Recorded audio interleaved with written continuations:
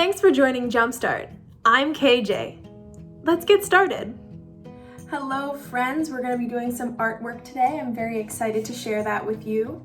In our storybook for this week, The Puddle Pail, one of the brothers, Ernst, collects many things, including a pail or a bucket full of puddles. And puddles are a type of water. So one of the things he realizes he can do is use that water to make artwork. So he uses that water to do some watercolor paintings of all the beautiful reflections that he saw while he was collecting puddles. So today, friends, we are going to do some of our very own watercolor paintings. To start, you want to make sure you have some paper. Regular printer paper is fine. It's a little bit thin and we're working with watercolors. So if you have some thicker paper, that works nicely too. I have some paper here that's specifically for watercoloring, but truly any paper works just fine. After we have our paper all set up, we want to make sure we have our watercolor paints.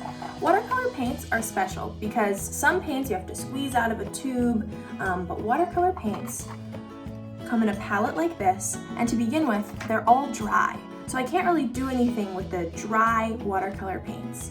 However, if I take my paintbrush and I take my water, get my brush nice and wet, and then I add it to a color, then I am able to paint. So that's why they're called watercolors, because we have to add water. One of the things that Ernst added to his Puddle Pail collection was some puddles that were on the ground under a beautiful cloudy sky. So the puddles looked like they had clouds in them. They were reflecting the clouds. And I really like that. So today I'm going to try 2 different ways to make a sort of cloudy watercolor scene.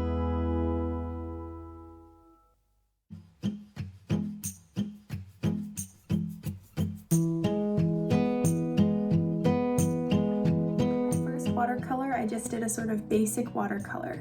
Now for this one, I still want to try to make some clouds, but what I did first was take a white crayon and draw the shapes that I want my clouds to be.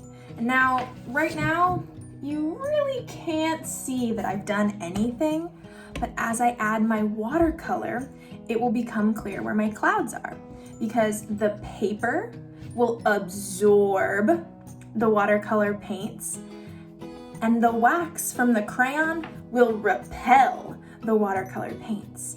So we'll only see colors in the place where the water absorbs, and we won't see colors where they repel. So hopefully everywhere that I drew with my white crayon, we won't see the colors.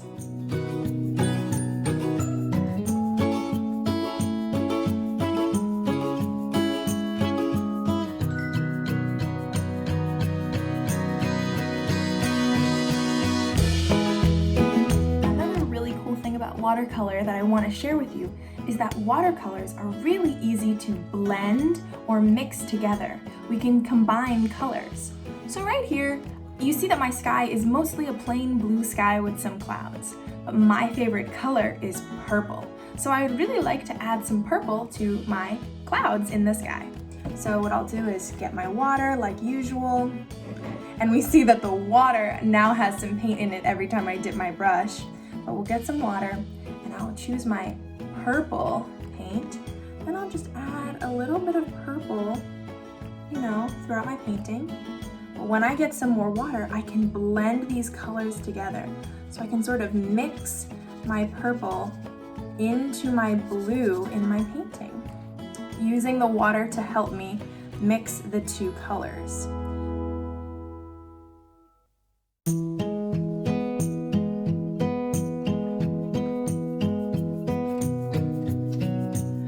Well, friends, I am all done with my watercolor painting. I think it has turned out very nice. I used my white crayon to help me draw some cloud shapes, which will repel the water in the watercolors. And then I also did some blending and mixing of colors. You see here, I took a little bit of yellow and mixed it in with the blue, and I got sort of a greenish color. So I hope you all have lots of fun exploring and mixing the colors and using some of your water, just like our friend Ernst in the Puddle Pail when he made his watercolors using his puddle water. All right, friends, thank you.